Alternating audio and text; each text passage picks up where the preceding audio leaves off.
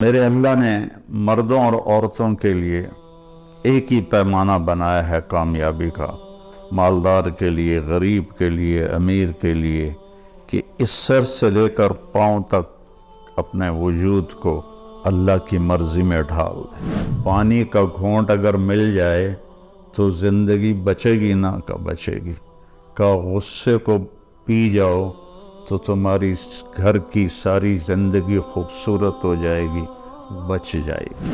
تو اپنے گھروں کو آباد رکھنا ہے نا، تو اپنے اخلاق اچھے کرو، اپنا بول میٹھا کرو، برداشت کرنا سیکھو، اپنے بچوں کو سکھاؤ، تو اپنے خاص طور پر اپنی بچیوں کو صبر کرنا سکھاؤ، انہیں سمجھاؤ، اپنی بیٹیوں کو، اپنے بچوں کو سمجھاؤ کہ کسی کی بیٹی کو ساتھ لے کے چلنا ہے تو کیسے چلنا ہے۔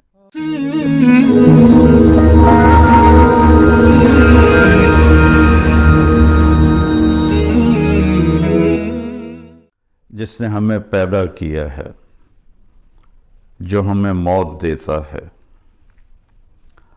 اس نے کامیابی کا کیا مفہوم بیان کیا ہے، اور آپ حیران ہوں گے کہ اس پر جو اللہ تعالیٰ کے کلام میں زور ہے، کسی مضمون پر اتنا زور نہیں ہے، حتیٰ کہ توحید، رسالت، آخرت، جنت، جہنم، اس پہ بھی اتنی طاقت سے اللہ نے بات نہیں کی جتنی اس مضمون پہ بات کی ہے کہ کامیاب کون ہے اور ناکام کون ہے۔ اس کو قرآن نے مختلف انداز میں بیان کیا ہے۔ فَمَنْ زُحْزِحَ عَنِ النَّارِ وَأُدْخِلَ الْجَنَّةَ فَقَدْ فَازَ، جو جہنم سے بچ گیا اور جنت میں چلا گیا وہ کامیاب ہے۔ ناکام کون ہے؟ قُلْ إِنَّ الْخَاسِرِينَ الَّذِينَ خَسِرُوا أَنفُسَهُمْ وَأَهْلِيهِمْ يَوْمَ الْقِيَامَةِ أَلَا ذَلِكَ هُوَ الْخُسْرَانُ الْمُبِينُ۔ قیامت کے دن جو ناکام ہوئے وہ اصل ناکام ہیں، اور وہ ناکامی کیا ہے؟ لَهُم مِّن فَوْقِهِمْ ظُلَلٌ مِّنَ النَّارِ وَمِن تَحْتِهِمْ ظُلَلٌ، ان کے اوپر بھی آگ کے پردے ہوں گے اور ان کے نیچے بھی آگ ہی آگ ہوگی۔ ذَلِكَ يُخَوَّفُ اللَّهُ بِهِ عِبَادَهُ يَا عِبَادِ فَاتَّقُونِ۔ میرے بندو، اللہ تمہیں اس ناکامی سے ڈراتا ہے، اپنے آپ کو اس سے بچا لو۔ تو ایک جگہ اللہ تعالیٰ نے، چونکہ انسان جو دیکھتا ہے نا وہ اس کا اثر لیتا، سب سے زیادہ جو انسان متاثر ہوتا ہے دیکھنے سے متاثر ہوتا ہے، اور اس کی جو میموری ہے وہ بھی دیکھنے سے ہی خراب ہوتی ہے۔ اب اندھوں کو دیکھو، ان کی اتنی زبردست میموری ہوتی ہے۔ میرے بھائی کا پوتا ہے، وہ پیدائشی نابینا ہے، صرف ہم اس کو ہاتھ لگاتے ہیں تو وہ بتا دیتا ہے کون ہے۔ وہ اپنے دادا کو کہتا ہے مٹھو دادا، اور میں ہاتھ لگاؤں تو مجھے کہتا ہے بڑے دادا۔ کوئی نوکر ہاتھ پکڑ لے تو اس کا نام بتا دیتا ہے۔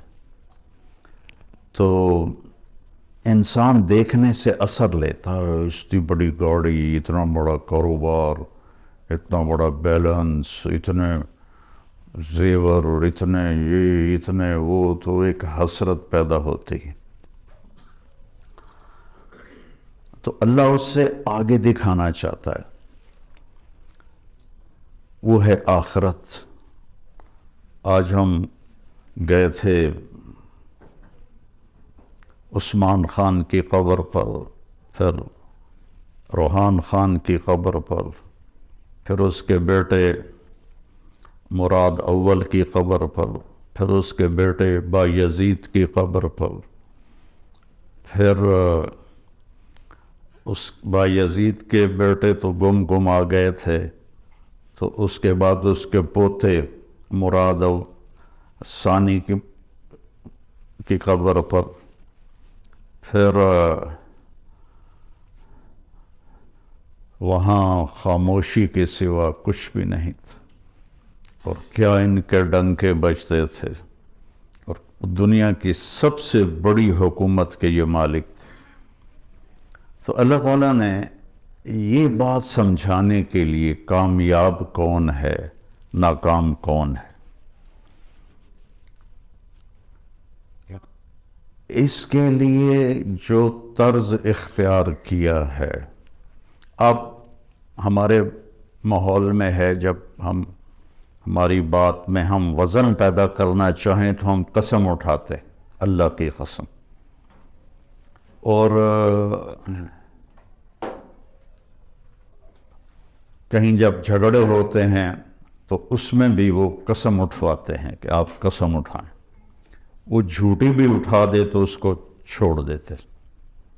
اور ہمارے پنجاب میں، ہمارے ملک میں چونکہ جھوٹ بہت بولا جاتا ہے، تو ایک اور رواج ہے کہ ہمیں اس کی قسم کا اعتبار نہیں، اس کی جگہ فلاں آدمی قسم اٹھائے تو پھر ہم مانیں گے۔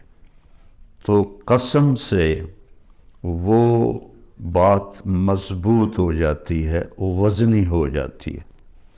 اب اللہ تعالیٰ کو اپنی بات کو وزنی کرنے کے لیے قسم اٹھانے کی کیا ضرورت، جبکہ وہ کہہ رہا ہے وَمَنْ أَصْدَقُ مِنَ اللَّهِ قِيلًا، کہ تمہارے اللہ سے سچا کوئی ہے ہی نہیں۔ اور شروع میں ہی الف لام میم ذَلِكَ الْكِتَابُ لَا رَيْبَ فِيهِ، شک سے بالاتر ہے۔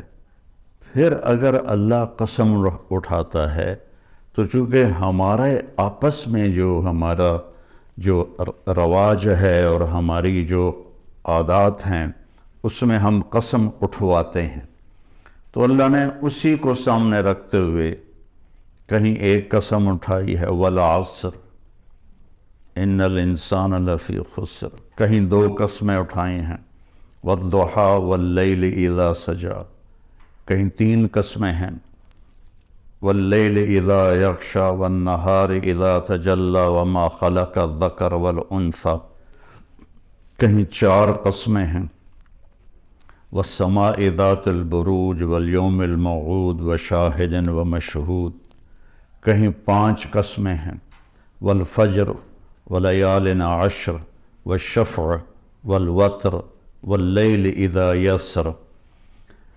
تو مثلا آپ مجھے سمجھتے ہیں کہ میں بہت کوئی بڑا عالم ہوں اور بہت نیک آدمی ہوں، اور میں آپ کے سامنے قسمیں اٹھانا شروع کر دوں اپنی بات پر سچا ثابت کرنے کے لیے، تو آپ خود بول پڑو گے مولانا صاحب ہمیں تو ویسے ہی آپ کی بات پہ اعتماد ہے، آپ اتنی قسمیں کیوں اٹھا رہے ہیں؟ تو ایک مضمون کے کامیاب کون ہے اور ناکام کون ہے، اس پر اللہ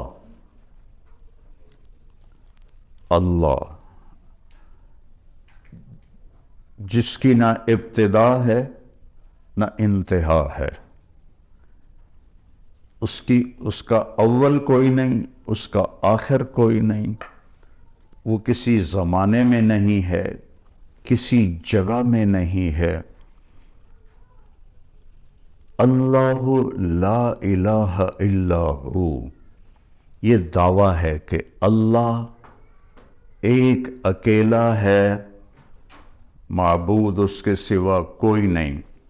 آگے اس کی ساری دلیلیں ہیں کہ تو پھر وہ کیسا ہے، تو کہتا لا تاخذہ سنۃ ولا نوم، وہ سونے سے پاک ہے، وہ اونگنے سے پاک ہے۔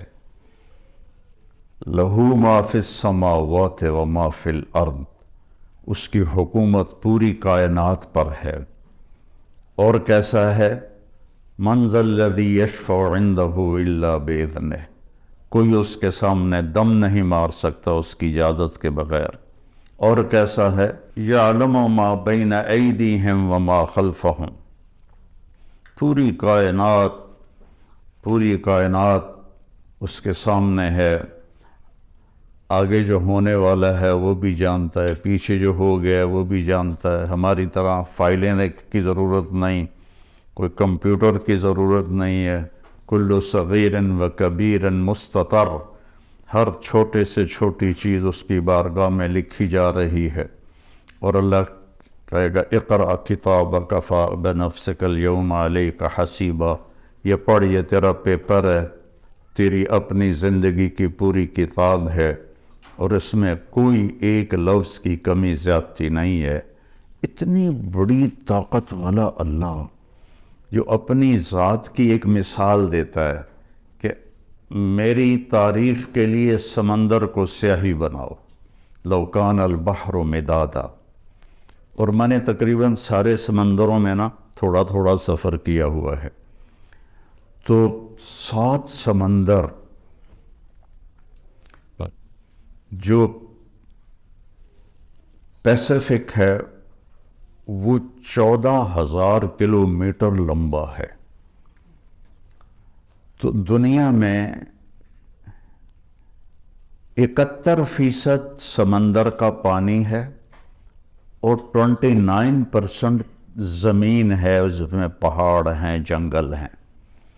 اور اللہ کہتا ہے سارے کو سیاہی بناؤ، اور پھر میں تمہارے ہاتھ میں یہ جتنے درخت ہیں، آپ نے دیکھا کتنے درخت ہیں، کہ ان کو میں قلم بنا کے تمہارے ہاتھ میں پکڑا دیتا ہوں اور اس پر اپنا علم دیتا ہوں، پھر تمہیں کہتا ہوں میری تعریف لکھو۔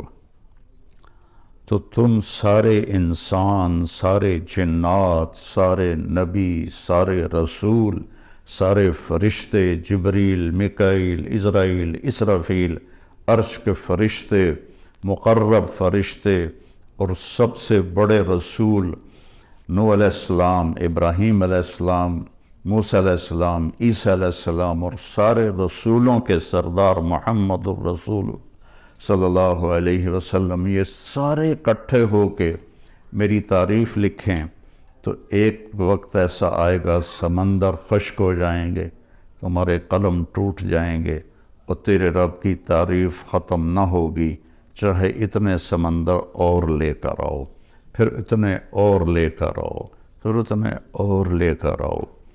کیوں؟ کہ جتنا بھی لے کر آئیں اس کی ایک لیمٹ ہے، اور اللہ تو لیمٹ سے بالا تر ہے، اس کے تو کوئی لیمٹ کوئی نہیں۔ یہ واحد سفر ہے اللہ کی تلاش کا، جس کی کشش ختم نہیں ہوتی، چونکہ جتنا اللہ کی طرف بڑھتا ہے اتنا اپنے آپ کو ادھورا محسوس کرتا ہے۔ جیسے کوئی آدمی صحرا میں سفر کر رہا ہو تو کوئی ریفرنس نہ ہو، تو وہ جتنا بھی سفر کرتا ہے وہ کہتا پتہ نہیں میں کدھر ہوں، میں کہاں پہنچا ہوں، کچھ پتہ کوئی نہیں۔ ایک چھوٹے سے صحرا میں بغیر ریفرنس کے وہ بالکل ایسے ہو جاتا ہے۔ تو اللہ کی ذات کو کس طرح کوئی بیان کرے اور کیسے کوئی بیان کرے؟ جب وہ اس کی طرف بڑھتا ہے تو کروڑوں سال کی زندگی کے بعد بھی کہتا ہے میں تو ابھی ایک قدم بھی نہیں چلا۔ اب یہ اللہ 11 قسمیں اٹھائے تو آپ کا کیا خیال ہے؟ 11 قسمیں، 10 اور 1 11 قسمیں اس پہ اٹھائے کہ کامیاب کون ہے، ناکام کون ہے، تو اس مضمون میں کتنی طاقت پیدا ہو جائے گی۔ والشمس والضحاها 2، والقمر اذا تلاها 3، والنہار اذا جلاها 4، واللیل اذا یغشاها 5، والسماء وما بناها 6 اور 7، والارض وما طحاها 7 اور 8، ونفس وما سواها یہ 9 اور 10 اور 11، فألہمها فجورها وتقواها قد افلح من زکاها وقد خاب من دساها۔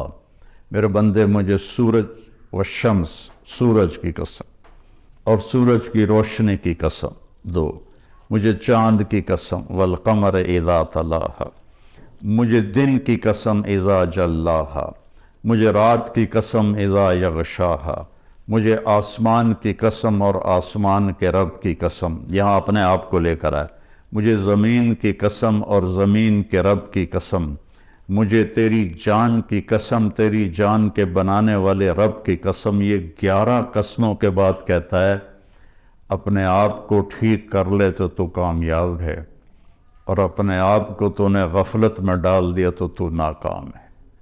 تیری کامیابی بھی تیرے اندر ہے اور تیری ناکامی بھی تیرے اندر ہے، باہر سے اس کا تعلق ہی کوئی نہیں ہے۔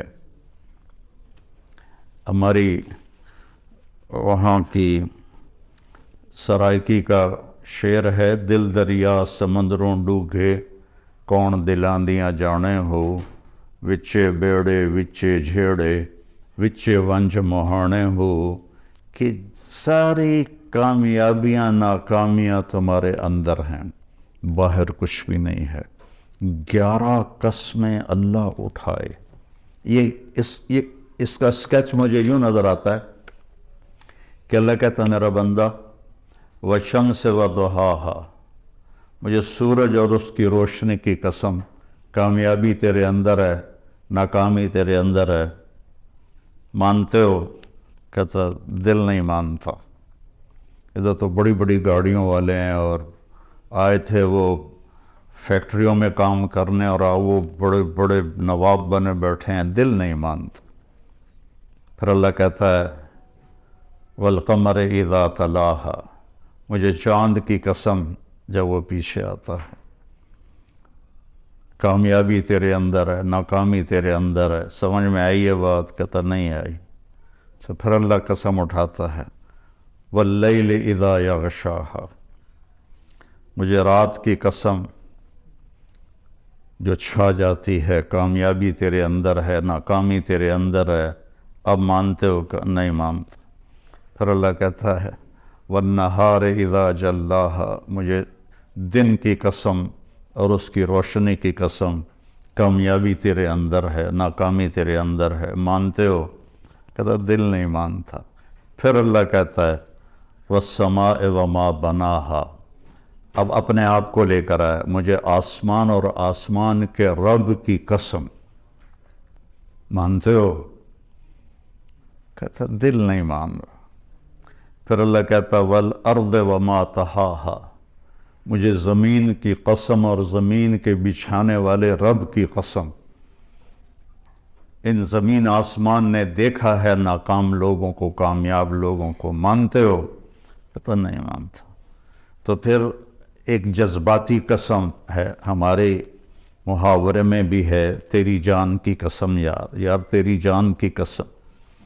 تو آخر میں اللہ کہتا ہے یار میرے بندے وَنَفْسًا وَمَا سَوَّاهَا، مجھے تیری جان کی قسم اور تیری جان کے بنانے والے رب کی قسم، اب تو میری سن لے، میری مان لے، قد افلح من زکاہا وقد خواب من دساہا، اسے پاک کر لے تو تو کامیاب ہے، اسے ناپاک کر لیا تو تو ناکام ہے۔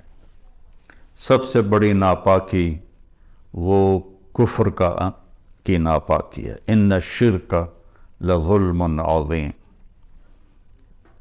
والکافرون هم الظالمون، اللہ کا انکار کرنے والے وہ سب سے بڑے ظالم ہیں، اور سب سے بڑی یہ ناپاکی ہے جس میں انسان ایسا ہی ہے جیسے گندگی کے گٹر میں کوئی گرا ہوا ہو تو اس کا پورا وجود بدبودار ہو جاتا ہے۔ اور قد افلح من زکاہا، اور جو اس کو پاک کرتا ہے، اور دوسری جگہ اللہ تعالیٰ نے فرمایا قد افلح من تزکا وذکر اسم ربہ فصلی، ایمان کے بعد جو چیز انسان کو پاک کرتی ہے وہ نماز ہے۔ ایمان کے بعد جو چیز انسان کو پاکیزہ بناتی ہے وہ نماز ہے۔ اللہ تعالیٰ نے کچھ 700 دفعہ قرآن میں مختلف انداز میں نماز کا ذکر کیا ہے۔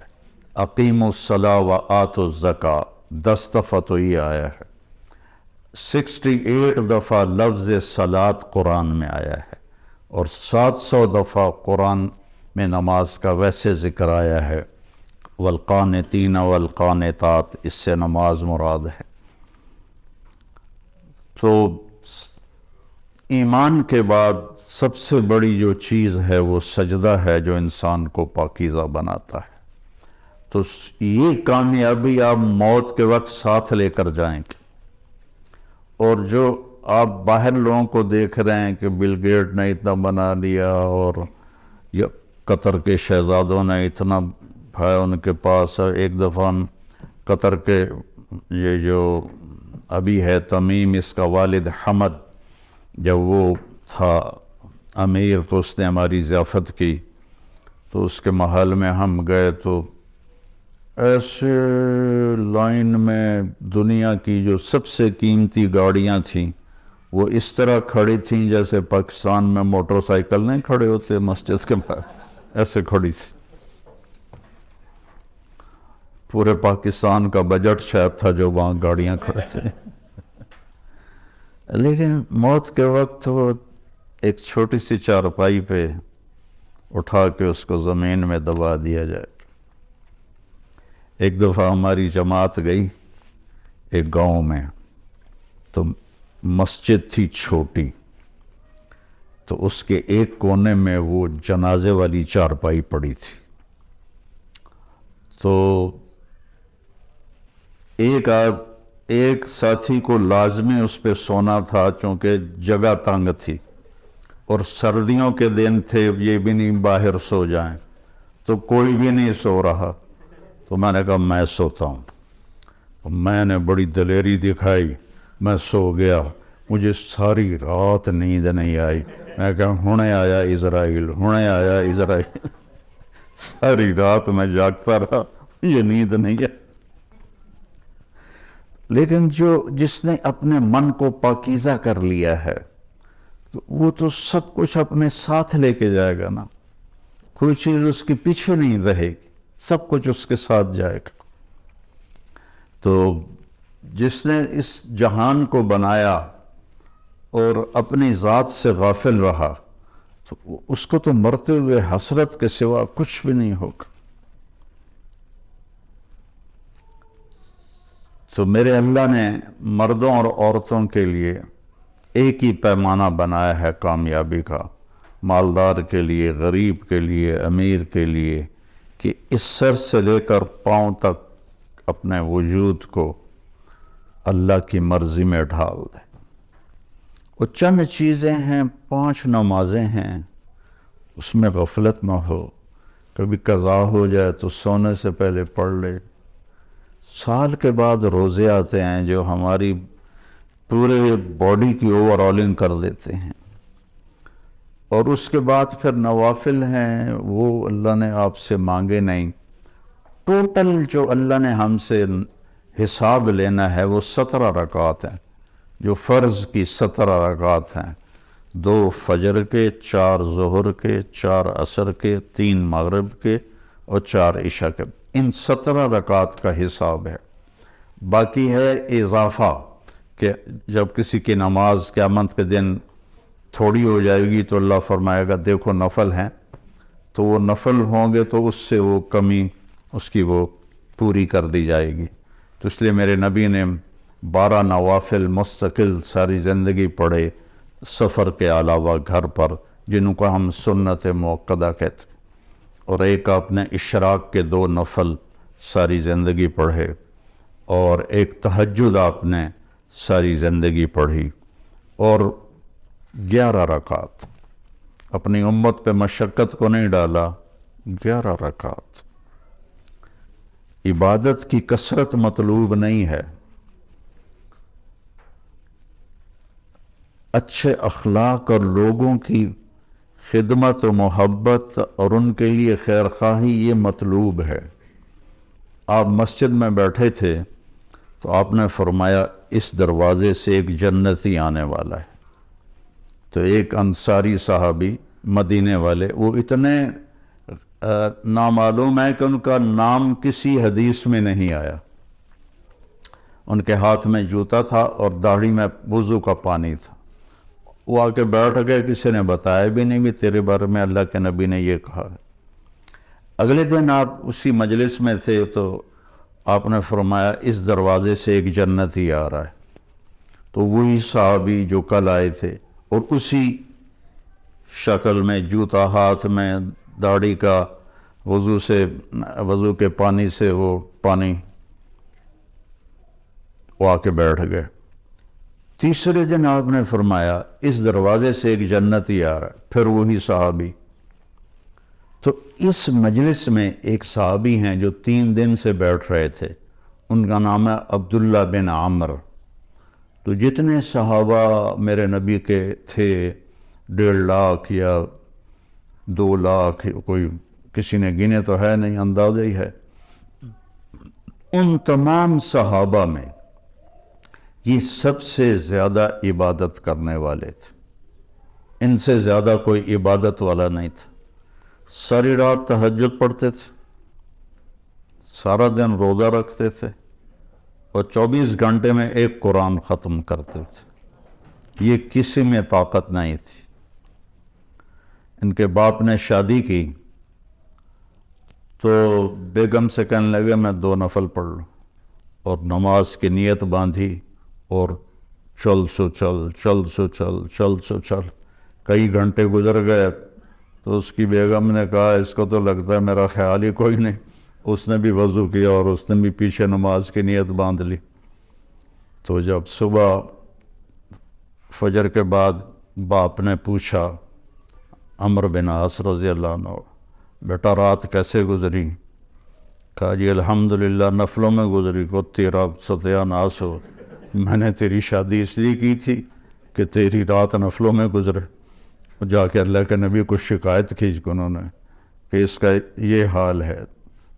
تو وہ اس لیول کی ان کی عبادت تھی. تو ان کو خیال آیا یہ مجھ سے زیادہ عبادت کرتا ہے. 24 گھنٹے تو سارے میں نے فل کیے ہوئے ہیں، تو اس کے 25 گھنٹے تو میں دیکھوں گا یہ کیا کرتا ہے.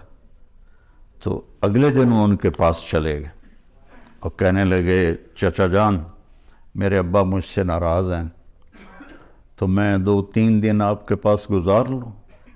ان کا بیٹا بالکل ضرور آ جاؤ. تو وہ اب عشاء کے بعد وہ جلدی سے انہوں نے چادر اوپر لی اور اس میں تھوڑا یوں سوراخ بنا کے نا ان کو دیکھنے لگے کہ اب یہ کیا کرشمہ کرتے ہیں. وہ ساری رات کا لمبا سجدہ کریں گے یا ساری رات کا رکوع کریں گے یا ساری رات روتے رہیں گے، کیا کریں گے؟ تو ایسے دیکھ رہے. وہ آئے اور سونے کی دعا ہے رات کی، اللہم بسمک اموت و احیا. انہوں نے دعا پڑھی اور تھوڑی دیر بعد ان کے خراٹے شروع ہو گئے. اب یہ انتظار کر رہے کہ ابھی اٹھیں گے ابھی اٹھیں گے ابھی اٹھیں گے، حتیٰ کہ فجر کی اذان ہوئی اور یہ انتظار اور وہ اذان پہ اٹھے. تو اب یہ حیران پریشان ہو گئے کہ یہ چاچے نے تو 2 نفل تہجد بھی نہیں پڑھے، تو جنت کی بشارت کہاں سے مل گئی؟ اب اللہ کے نبی کی بات بھی غلط نہیں ہو سکتی، اور آگے چاچا جی کا بھی عمل کوئی نظر نہیں آ رہا، ساری رات سوتا پہ ہے. تو انہوں نے کہا اچھا ایک رات اور دیکھوں گا. اگلی رات عشاء کے بعد انہوں نے وہی کام کیا، چادر اوپر لی اور ایسے کر کے بیچارے کتنے تھکے ہوں گے، یوں کر کے دیکھ رہے. وہ آئے اللہم بسمک اموت و احیا اور او گئے. وہ ساری رات سونے میں گزار تھی. فجر کی نماز اذان پہ اٹھے. اب ان کی حیرت اور بڑھ گئی کہ اس زمانے میں تو منافق تہجد نہیں چھوڑتے تھے، تو ان کو تو جنت کی بشارت ملی پڑی ہے، یہ تہجد بھی نہیں پڑی اور جنت کی بشارت. اچھا ایک رات اور دیکھوں گا. پھر تیسری رات وہی تماشا انہوں نے کیا، انہوں نے بھی وہی تماشا کیا، سیم. انہوں نے اپنی سونے میں رات گزاری، یہ ان کو چیک کرنے میں لگے رہے. آخر سے اذان پر وہ اٹھے تو یہ بول پڑے، کہنے لگے چاچا سچی بات یہ ہے میری کوئی اپنے ابا سے لڑائی نہیں تھی، میں نے 3 دن تیرے بارے میں مسلسل سنا کہ ایک جنتی آ رہا ہے، ایک جنتی آ رہا ہے، ایک جنتی آ رہا ہے۔ اللہ کے نبی نے تیرے بارے میں فرمایا۔ تو میں دیکھنے آیا تھا کہ آپ کیا کرتے ہیں، تو آپ تو ساری رات سوتے رہتے ہیں، تو یہ کیا چکر ہے؟ اللہ کے نبی کی بات بھی غلط نہیں ہو سکتی، وہ تیرے پاس پلے بھی کچھ نہیں ہے، جس کو وہ سمجھ رہے تھے کہ کچھ بندگی عبادت۔ کہنے لگے بھتیجے یہی ہے جو تو نے دیکھا ہے، اور میرے پاس کچھ بھی نہیں ہے۔ تو وہ نہ بوجھل قدموں سے واپس، چونکہ وہ دو چیزوں کو آپس میں جوڑ بٹھانا ان کو نظر نہیں آ رہا کہ ادھر جنت کی بشارت ہے، ادھر ساری رات کا سونا ہے۔ جب میں نے پہلے بتایا کہ اس زمانے میں تو منافق تہجد نہیں چھوڑتے تھے کہ پتہ نہ چل جائے، تو یہ ساری رات سو کے یہ کیسے جنت کیسے مل گئی؟ جب وہ دروازے تک پہنچے نا تو کہنے لگے بھتیجے ادھر آؤ، تو میں اندر کی بات بتاؤں؟ تو انہوں نے کہا یہ بتائیں۔ تو کہنے لگے یہ جو دل ہے نا، اس میں کسی کی نفرت کوئی نہیں، اس دل میں کسی کی نفرت کوئی نہیں، اور مجھے کسی سے حسد کوئی نہیں ہے۔ اللہ جب کسی کو کوئی نعمت دیتا ہے تو مجھے کبھی حسد نہیں ہوا، اور اس زبان سے میں نے کبھی کسی کو تکلیف نہیں پہنچائی۔ تو وہ ایسے کھڑے تھے نا، تو ان کا جو حدیث میں تو یہ ایکشن نہیں ہے، لیکن تھوڑا عربی سے مناسبت کی وجہ سے جو ان کا جو باڈی ریاکشن ہوا وہ میں آپ کو دکھانا چاہتا ہوں۔ تو وہ کہنے لگے ہوا ہوا، اچھلے اگو یہ پھٹا تھوڑا نہیں تو میں ڈہ نہ پاؤں، تو کہنے لگے ہوا ہوا، کہنے یہی ہے یہی ہے، اور آگے کہنے لگے یہ ہمارے بس میں نہیں ہے۔ تو اللہ کے بندوں سے دل صاف رکھنا۔ اپنے گھروں میں اگر آپ کئی میاں بیوی آئے ہوئے ہیں، اپنے گھروں میں خوشی دیکھنا چاہتے ہو تو وہ پیسے سے نہیں آئے گی، وہ آپ کے اچھے اخلاق سے آئے گی، آپ کے اچھے رویے سے آئے گی، برداشت کرنے سے آئے گی۔ ایک دوسرے کی برداشت کرنے سے آپس میں محبتیں قائم ہوتی ہیں، چیزوں سے نہیں۔ دو واقعات میرے ساتھ اوپر نیچے پیش آئے۔ ایک دوست کے ہاں میرا بیان تھا مسورات میں، تو بیان کے بعد انہوں نے مجھے کہا کہ ایک میرے دوست کی بیگم ہے، آپ سے ملنا چاہتی ہیں، انگلینڈ میں رہتے ہیں، اور وہ جو خود تھے میرے دوست وہ بھی بلینئر تھے۔ تو مجھ سے کہنے لگے کہ میرے جیسے 200 اس کی جیب میں آ جائیں گے، اتنا مالدار ہے وہ، میرے جیسے 200 اس کی جیب میں آ جائیں گے۔ سو میں نے کہا بلا لو۔ تو وہ آئیں اور تھوڑی سی بات کے بعد انہوں نے رونا شروع کر دی۔ کہنے لگے لوگ سمجھتے ہیں میں بڑی خوش قسمت ہوں، بہت بڑے مالدار کی بیگم ہوں، لیکن میں اس دولت کو کیا کروں، میرے خاوند کا رویہ ہی ٹھیک نہیں ہے۔ لوگ میری گاڑی دیکھتے ہیں، میرے کپڑے دیکھتے ہیں، لیکن میرا دل تو اللہ ہی دیکھتا ہے، اور تو کوئی نہیں دیکھتا۔ میرے خاوند کا جو سرد رویہ ہے اس نے میری زندگی حرام کر دی۔ چند دن کے بعد میں کراچی جا رہا تھا، تو مجھے دیکھ کر ایک نوجوان میرے پاس آ گیا، کہنے لگا مولانا آپ سے ایک بات کرنی کہ اللہ نے مجھے سب کچھ دیا ہے، دولت بھی ہے، عزت بھی ہے، سب کچھ ہے، لیکن میں اپنی بیوی سے اتنا تنگ ہوں، اگر میرے بچے نہ ہوتے تو میں اس کو طلاق دے دیتا۔ اس کی زبان 30 فٹ لمبی ہے۔ میں کیا رکھ دی کتنے 3 فٹ جڑے کہ اس کی زبان 30 فٹ لمبی ہے۔ تو یہ دو تصویر کے رخ ہیں، ایک خامند کی بد اخلاقی سے عورت رو رہی ہے، اور ایک جگہ عورت کی بد اخلاقی سے خامند رو رہا ہے، اور وہ کہہ رہا ہے بچے نہ ہوتے تو میں طلاق دے دیتا۔ تو اپنے گھروں میں اگر آپ خوشی دیکھنا چاہتے ہیں تو اپنی زبان کا بول میٹھا کریں اور ایک دوسرے کی برداشت کرنا سیکھیں۔ میرے نبی کا فرمان ہے سب سے بہترین گھونٹ اور سب سے میٹھا گھونٹ جو انسان پیتا ہے وہ غصے کا گھونٹ ہے جس کو وہ پی لیتا ہے۔ اچھا، غصے کو پینے سے کیوں تشبیہ دی؟ برداشت کرنا نہیں کہا، پینے سے، کہ عرب میں پانی کوئی نہیں، اور پانی کے پیچھے 3 دن کا سفر کر کے وہ مشکیزوں میں پانی بھر کے لاتے ہیں، تو پانی کی حفاظت وہ اپنی جان سے بھی زیادہ کرتے ہیں، تو ایک گھونٹ کے لیے بھی وہ ترستے ہیں۔ تو میرے نبی نے تشبیہ دی غصے کے برداشت کرنے کو پانی سے، کیونکہ پانی کا گھونٹ اگر مل جائے تو زندگی بچے گی نہ کہ بچے گی، کہ غصے کو پی جاؤ تو تمہاری گھر کی ساری زندگی خوبصورت ہو جائے گی، بچ جائے گی۔ اور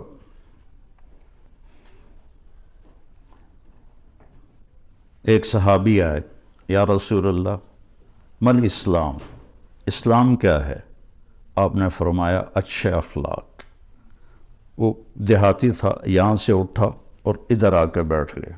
یا رسول اللہ مت دین، دین کیا ہے؟ آپ نے کہا اچھے اخلاق۔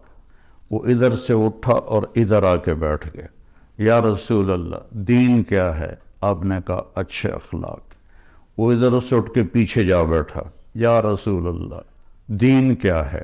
اور ہمارے نبی کی عادت تھی جب آپ کو کوئی متوجہ کرتا تھا تو آپ ایسے نہیں ہوتے تھے۔ مثلا ادھر یہ عبدالوہاب بیٹھا ہوا ہے، یہ مجھے کہے مولانا تو میں اتنا ہی کروں گا جی، لیکن ہمارے نبی کی عادت تھی جب آپ کو کوئی بلاتا تھا ادھر سے تو آپ پہلے یوں ہوتے تھے، اس کو اپنا سینہ دیتے تھے، پھر کہتے تھے جی فرمائیے۔ کوئی ادھر سے بلاتا تھا تو آپ ایسے نہیں کرتے تھے، بلکہ آپ پورا اس کی طرف مڑتے تھے اور پھر کہتے تھے جی فرمائیے۔ تو اس نے ہمارے نبی کو چاروں طرف گھما دیا، آگے بھی، دائیں بھی، بائیں بھی، پیچھے بھی۔ کہنے لگا یا رسول اللہ دین کیا ہے؟ ہم نے کہا بھائی کب سمجھے گا، دین یہ ہے کہ غصہ نہ کیا کر۔ آپ نے آخر میں فرمایا دین یہ ہے کہ غصہ نہ کیا کر۔ اب غصہ تو ہر انسان مرد عورت کو آتا ہے، مطلب یہ ہے کہ جب آئے تو اس سے روک لیا کر۔ غصے میں صحیح بولنا انسان کے بس میں نہیں ہے، صرف انبیاء کو یہ طاقت ہے کہ وہ غصے میں بھی صحیح بولتے ہیں۔ تو اس لیے جب غصہ ہے تو خاموش ہو جاؤ، جب وہ لہر گزر جائے پھر اپنا گلہ شکوہ جس سے بھی کرنا ہے کرو، لیکن غصے کی حالت میں بڑے سے بڑا ولی بھی وہ ضرور دائیں بائیں ہو جاتا ہے کہ انسان، اس لیے غصہ عقل کو کھا جاتا ہے۔ تو اپنے گھروں کو خوبصورت بنانا ہے تو امریکہ جانے سے نہیں خوبصورت ہوں گے، وہ آپ کے اچھے رویوں سے اپنے دل کو نفرت سے پاک کریں، اپنی زبان کو غلط بول سے پاک کریں، کسی کی دل آزاری نہ ہو، کسی کا کوئی یہ نہ کہے کہ میری بےزتی ہو گئی اور میرے ساتھ اچھا نہیں کیا۔ یہ بعد میں حضرت لقمان علیہ السلام فرماتے تھے کہ میں چپ رہنے پہ کبھی نہیں پچھتایا، میں جب بھی پچھتایا اپنے بول پہ پچھتایا۔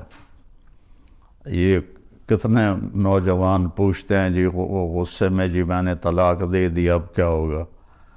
تو میں نے کہا اب تو نے خود ہی کام دکھا دیا ہے تو میں کیا کروں؟ تو کہا جی بس وہ غصے میں ہو گیا، اس لیے میں کہتا ہوں غصے میں چھپ کر جاؤ۔ ویسے ہمارے ہاں تو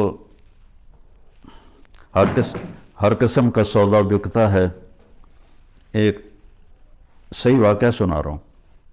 ایک نوجوان آیا مولوی صاحب کے پاس، جی میں نے بیوی کو 3 طلاق دے دی ہے تو کیا مسئلہ ہے؟ ان کا وہ ختم ہو گیا کام موجاں کر۔ اس نے کہا جی کوئی میرے واسطے رستہ کر دو، کوئی رستہ نہیں۔ تو اس نے جیب سے ایک موٹا سا لفافہ نکالا اور ان کے مصلے کے نیچے رکھ دیا کہ مولانا صاحب کوئی رستہ کر دو۔ کہنے لگے چلو سوچنے ہیں۔ کی آکھیا سی تو؟ کہ جی میں آکھیا سی تین 3 طلاق، کہ الحمدللہ نہیں ہوئی۔ کہا اچھا جو کہ میں کہا تو چھوٹے کاف نال آکھیا 3 طلاق، وہ وڈے کاف نال ہوندا 3 طلاق، تو طلاق نہیں آکھیا لہذا تیری طلاق نہیں ہوئی۔ تو ایک بڑے مولوی صاحب کو پتہ چلا تو انہوں نے کہا پھر تو نکاح بھی نہیں ہوا، کہ اس نے کہا تھا قبول، اسے کہنا تھا قبول۔ تو اپنے گھروں کو آباد رکھنا ہے نا تو اپنے اخلاق اچھا کرو، اپنا بول میٹھا کرو، برداشت کرنا سیکھو، اپنے بچوں کو سکھاؤ، چونکہ وہاں کی لائف کیا پوری دنیا میں یہ ہے کہ برداشت ختم ہے۔ تھوڑی تھوڑی باتوں پہ طلاق ہو رہی ہے، تھوڑی تھوڑی باتوں پہ لڑائیاں ہو رہی ہیں۔ تو اپنے خاص طور پر اپنی بچیوں کو صبر کرنا سکھاؤ، انہیں سمجھاؤ کہ انڈیا پاکستان کے لوگ جہاں بھی آئیں نا ان کا سسرالی معاشرہ کوئی اچھا نہیں ہے، ان کی عادتیں تبدیل نہیں ہوئیں، وہ جہاں بھی گئے ہیں۔ تو اپنی بیٹیوں کو، اپنے بچوں کو سمجھاؤ کہ کسی کی بیٹی کو ساتھ لے کے چلنا ہے تو کیسے چلنا ہے۔ ہم ان کی تعلیم دیکھتے ہیں، یہ کر لیا، وہ کر لیا، پی ایچ ڈی کر لی، اب کاروبار سنبھال لیا، اب اس کی شادی کر لو، لیکن یہ کیا کسی کی بیٹی کو عزت دے سکتا ہے؟ ایک حدیث میں آتا ہے اللہ کے نبی نے فرمایا کہ میرے مدینے کے صحابہ بہت اچھے لوگ ہیں۔ کس بات پہ؟ جہاد کرتے ہیں، تہجد پڑھتے ہیں، روزے رکھتے ہیں، نہیں کہ یہ بڑے اچھے لوگ ہیں، جب کسی کی بیٹی کو شادی کر کے لاتے ہیں تو اسے محسوس نہیں ہونے دیتے کہ ماں باپ کے گھر میں ہے یا سسرال کے گھر میں ہے، اتنی عزت دیتے۔ باقی اونچ نیچ تو ہر جگہ ہو جاتی، چونکہ یہ جنت تو ہے نہیں۔ ایک دفعہ آپ تشریف لائے حضرت فاطمہ کے گھر تو وہ اداس بیٹھی تھی، تو آپ نے فرمایا کیا ہوا، اداس کیوں ہو؟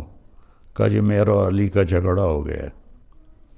تو اب یہ اتنا بڑا جوڑا ہے کہ نبیوں کے بعد اس سے بڑا جوڑا تو دنیا میں کوئی نہیں ہے۔ ابن عباس کی روایت ہے جنت میں نور کی ایک چمک اٹھے گی تو جنتی پوچھیں گے یہ نور کیسا ہے؟ تو فرشتے انہیں کہیں گے کہ اوپر جنت الفردوس میں علی و فاطمہ کسی بات پہ مسکرائے ہیں، ان کے دانتوں سے جو نور نکلا ہے اس نے جنت کو روشن کر دیا ہے۔ تو آپ نے کہا علی کدھر ہے؟ کہا جی باہر نکل گئے۔ تو اب ہمارا ہندی معاشرہ ہے کہ میں تو سسر ہوں، لڑکی والا، میں کیوں اپنے داماد کے پیچھے جاؤں؟ لیکن آپ نے کسی کو نہیں بھیجا، خود گئے تلاش کر، دیکھا تو وہ مسجد میں لیٹے ہوئے تھے اور وہ کپڑا ہٹ گیا تھا تو مسجد کی مٹی ان کے کمر پہ لگی ہوئی تھی۔ تو آپ نے کہا ابو تراب اٹھو۔ تو حضرت علی فرمایا کرتے تھے ساری دنیا کی دولت مل جانے سے مجھے اس لفظ کی زیادہ خوشی ہے اور رہے گی کہ میرے نبی نے اظہار محبت کیا۔ یہ اظہار محبت کے لیے ہوتا ہے، ابو تراب اٹھو، ان کو لے کر آئے اور آ کر زمین پر لیٹ گئے. ادھر علی کو لٹا لیا، ادھر فاطمہ کو. حضرت علی کا ہاتھ یہاں رکھا، حضرت فاطمہ کا ہاتھ پکڑ کے یہاں رکھا، اس کے اوپر اپنا ہاتھ رکھا اور فرمایا بولو بھائی ہماری صلح ہو گئی. تو دونوں نے کہا ہماری صلح ہوگی. نہ علی سے پوچھا کیا بات ہوئی، نہ فاطمہ سے پوچھا کیا بات ہوئی. جو یہ پوچھتے ہیں نا وہ اور لڑا کے آ جاتے ہیں. تو آپ نے دونوں سے نہیں پوچھا کہ کیا ہوا، یہ علی کا ہاتھ، یہ فاطمہ کا ہاتھ، یہ اپنا ہاتھ، بولو بھئی ہماری صلح ہوگی. کہا جی آپ دونوں نے کہا ہماری صلح ہوگی. آپ باہر نکلے تو بڑا چہرہ چمک رہا. تو صحابہ نے کہا یا رسول اللہ آپ بڑے خوش نظر آ رہے ہیں. فرمایا میں علی و فاطمہ کی صلح کروا کے آ رہا.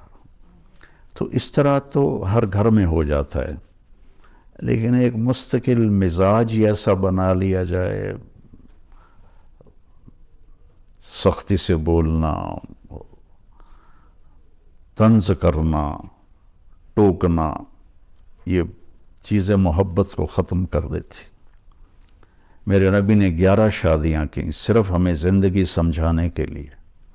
شادیوں کا شوق ہوتا تو 25 سال کا نوجوان 40 سال کی عورت سے شادی نہ کرتا.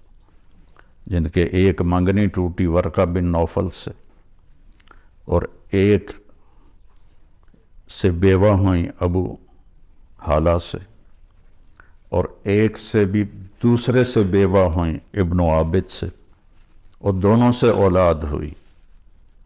اور آپ 25 سال کے دنیا کے حسین ترین نوجوان اور 40 سال کی عورت سے آپ جو 2 دفعہ بیوہ ہو چکی ہے اس کے ساتھ آپ نے شادی کی، اور زندگی کے 25 سال اس ایک عورت کے ساتھ گزار دی. جب 50 سال کی عمر ہوئی تو 10 شادیاں کی. آپ نے کہا میں نے جب بھی شادی کی پہلے میرے اللہ کا حکم آیا. تو ہمیں زندگی سمجھانے کے لیے کی کہ عورت کے ساتھ زندگی کیسے گزارنی، اور عورتوں کو سمجھایا کہ اپنے خاوند کے ساتھ زندگی کیسے گزارنی. تو اللہ ہمیں اچھے اخلاق کی توفیق دے، اس کی نیت فرمائیں. تبلیغ میں تھوڑا وقت دیا کریں، آپ کو بہت فائدہ ہوگا انشاءاللہ. السلام علیکم.